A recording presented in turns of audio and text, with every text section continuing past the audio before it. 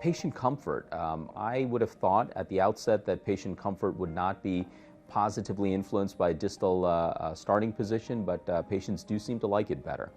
The likelihood of hematoma seems to be relatively low. The functionality of the hand immediately after the procedure seems to be high. And then the ergonomics as it relates to the comfort of the operator, radiation exposure, etc., all seem to be favorably influenced by a distal radial approach. How many cases am I doing distal radial? I'm going to turn that question around. The question you should be asking me is, how many cases am I doing where I'm still using the conventional radial artery for access? Because that's probably a better number. In all honesty, I would say that the majority of my cases now are distal radial. I very rarely use the conventional site of access for my radial procedures, and there's lots of reasons for it. On average, at our hospital, a nurse will interact with a patient for about 3 hours after a femoral access case.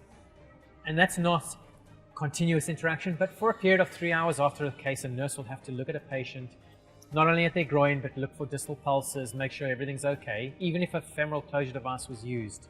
With conventional radial access in our rapid hemostasis protocol, that dropped down to 45 minutes, plus approximately. And for distal radial access, it dropped down to 26 minutes. And so that's where we've seen the massive benefit with distal radial access, is in the significant decrease in hemostasis. The field of interventional cardiology, and certainly transradial intervention, is founded in the spirit of innovation. And so every reasonable idea deserves consideration. If you feel safe in the area that you're working in, you're not working in the right area. Always go a little further into the water than you feel you're capable of being in. Go a little bit out of your depth.